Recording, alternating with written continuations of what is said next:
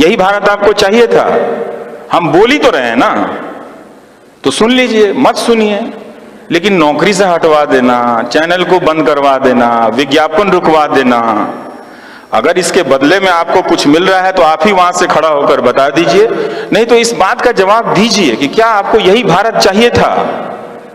2000 television में 2014 से पहले जब भूत प्रेत आया था और कोई टीवी जर्नलिस्ट शमशान में चला जाता था और कोई किसी खाली किले में रात को चला जाता था कि भूत है यहाँ पर, और वो दिखाता था, तो उसी वक्त टेलीविजन से रिपोर्टिंग खत्म हो गया था और टेलीविजन तैयार था आज के समय के लिए आपको हिंदू मुस्लिम की नफरत की दुनिया में ले जाने के लिए, और जिंगोइज्म, अंधराष्ट्रवाद, झूठी सूचनाओं की दुनिया में आपको ले जाने के लिए।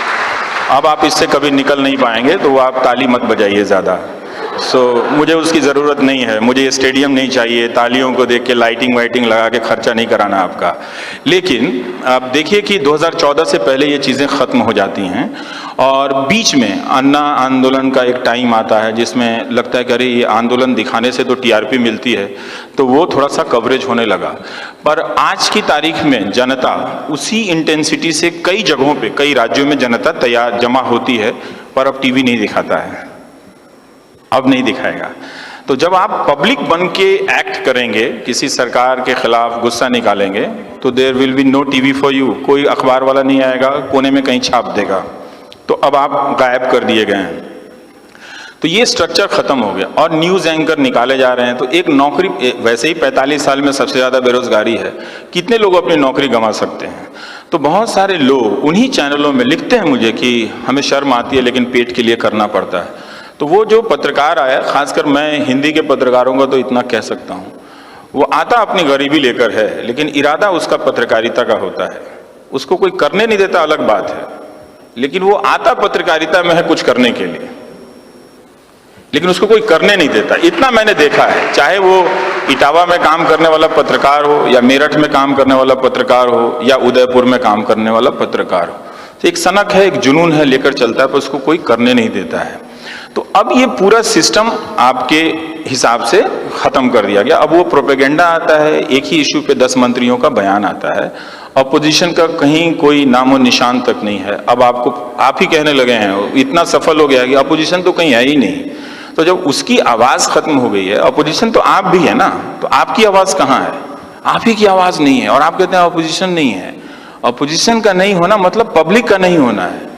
एक बार जब सरकार बन जाती है तो सारी पब्लिक एक तरह से अपोजिशन में होती है, वो बैठ के देख रही होती है डायस के उस तरफ से। आप ही की आवाज इस मीडिया में नहीं है। ये स्ट्रक्चर खत्म हुआ और एंकर निकाले जाने लगे, एडिटर्स निकाले जाने लगे। जब हेट सीरीज हुआ हिंदुस्तान टाइम्स में, प्रसून जो वाजपेयी को निकाला गया, अभिसार को निकाला गया। जो अच्छे पत्रकार हैं उनके पास अब नौकरियां नहीं हैं, और ये बहुत दुख की बात है कि 1 अरब आबादी के देश में एक पत्रकार को यूं ही निकाल दिया जाता है। और लोग कहते हैं ये तो पहले भी निकाले जाते थे।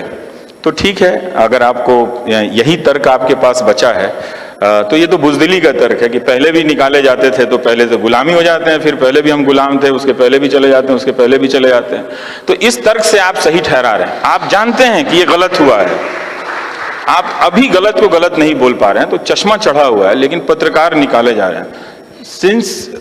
तो आप क्या करेंगे? तो वो जर्नलिस्ट जो है वो पूरा उसका भीतर का सिस्टम जो है खत्म हो गया है।